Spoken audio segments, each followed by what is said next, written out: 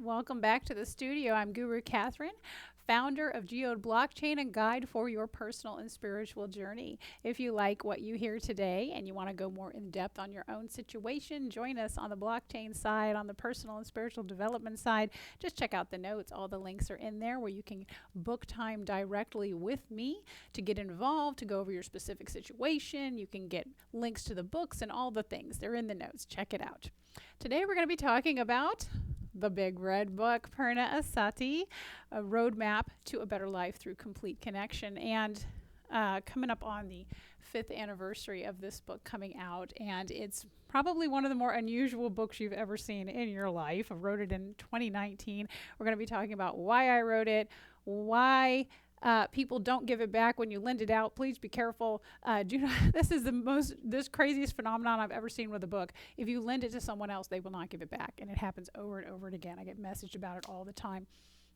But this is of the 17 books I've written so far. This is, I believe, the most important one that I may ever put onto this earth.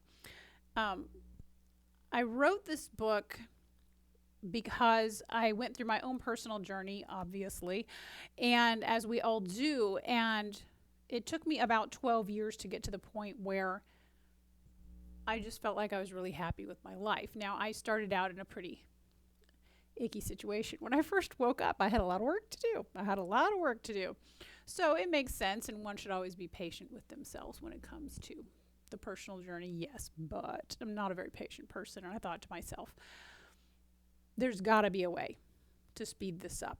And so most people's personal journeys look like you read some books, and there's so many great books out there. You read some books, you think about some big questions, you journal what you think the answers are for you, and you use that as a process to kind of get your act together and to learn to create the life that you want for yourself.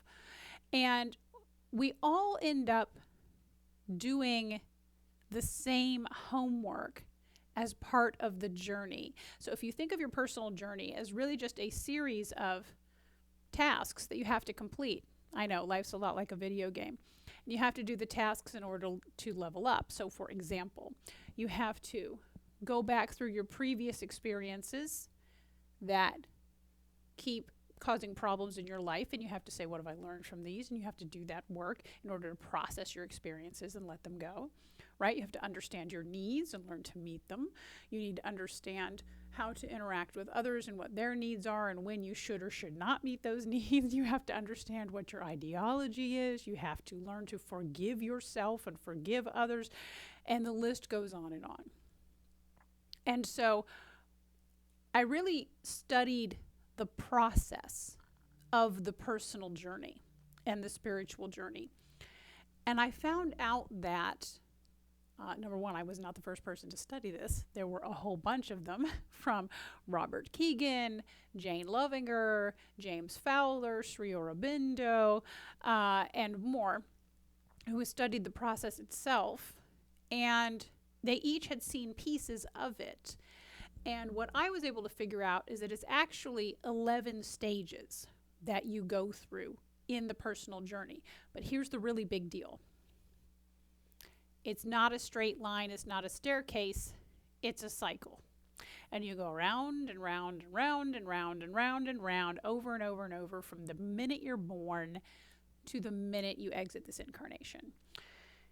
You're in this cycle every single minute. You're in one of these 11 stages. And these stages represent how you see yourself, right? And what you're focused on at the time. So, for example, stage 1 is openness. Stage 2 is you're in an experience. You're stuck in an experience, right? You're telling everybody, you wouldn't believe what happened to me, right? That's stage 2. Stage 3 is all about your needs. Right? First time you see this, you're a teenager, and you can be kind of a jerk about it, but you have to go through that and learn how to fulfill your own needs. You can get stuck in your needs if you're in the midst of an illness and whatever. And I'll make I have another video that goes through all the stages, and I'll make sure I link that in the notes as well so you can check that out.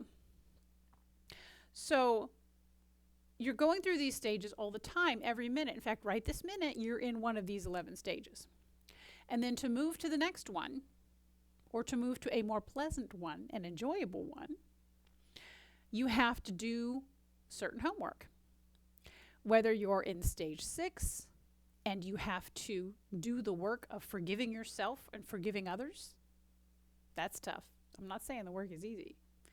Or whether you're in stage 7, questioning everything, the dark night of the soul, and you have to question what you believe and decide what beliefs are really right for you, or whether you're in stage 8 and you're having to do the work to figure out what is my purpose and how do I act on it. There's work to be done in each stage, and this kind of moves you along through the stages. And if you don't do the work, if you leave some work undone, life will pull you right back around to that stage to do the work again. So I wrote this book. I wrote this book to make it easy, because when I looked back on it, I realized that if you just did the work in the right order, equivalent to if you just read the right books in the right order and thought about those questions and issues in the right order, you could take what took me 12 years and do it in 1 year. And if you could do that, why would you not? So that's why I wrote this book, to accelerate people's journeys. And so within it, every single stage, all 11 stages, have a set of homework and instructions on exactly how to do it. They have a set of books that you can go read to help you with those tasks. They have art, poetry, and music that goes with every stage, just to round it out. And you can find the album, Purna Asatti, on Spotify or iTunes, all your favorites, 96 different outlets all around the world, if you want to enjoy the music along with the book. The art and the poetry are in the hardback version of the book. There's a paperback version of the book, which is frankly a lot cheaper because it's not in color, so it does not have the art or the poetry. The hardback book is in full color on every page and is just gorgeous, but incredibly expensive to print. But every one of those is just sort of meant to help immerse you in the journey and in that particular stage, right? The art is there to help you understand what that stage is, the art, the poetry, and the music to kind of immerse you in what is the nature of this stage. Now, you can do it without the art, the poetry, and the music, but why would you? It's so much more fun. And so it's a lot more fun in full color. So here's an example. This is the art from stage 4. And so it's a really beautiful book, if I do say so myself, and I do. But one that I hope will really help everybody as they come along in their journey and make it more enjoyable. So I wanted to make this, instead of 50 books, just get this one, right? So 50 different thought leaders, concepts, and books, and ideas, and mechanisms, and tools. I combine them all to accelerate you through these 11 stages, and that's what this book is all about.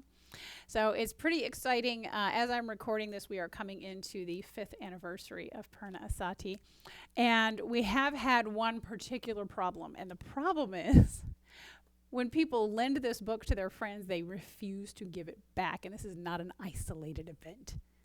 This happens enough that I get messaged about it multiple times a year. I had my book, and I lent it to my friend, and they won't give it back. So be aware that this happens. Don't lend your book. Don't lend your copy to anybody else. Buy your friend their own copy, or tell them to go get their own copy. Help them out, but be aware, if you let them borrow it, it's not coming back.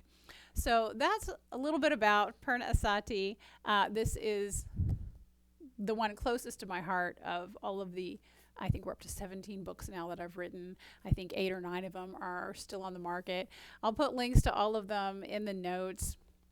If you're going to get one, get this one.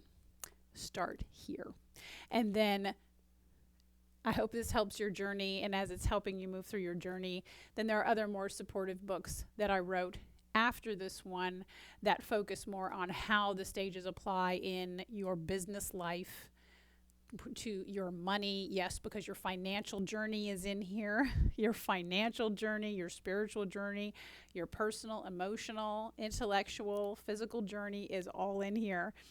And so then there's some additional books that I've written as well to go more in depth on topics like how the stages apply in the business world, the financial journey and how that affects you as an individual in your relationships, and there's all kinds of things, and I'll do other videos on those. But if you have to get one book that I've done, get this one, Purna Asatti, and it's beautiful. It's highly unusual. It may be the only book you've ever seen that does not have the title or the author on the cover, and that's because it's not about those things.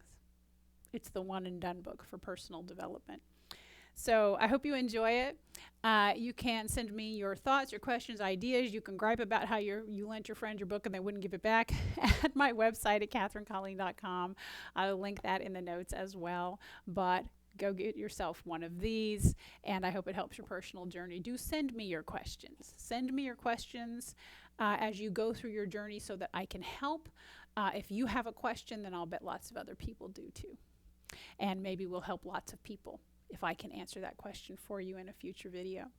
Thanks for joining me on this journey of revisiting Purna Asatti, perhaps the most important book I may ever write.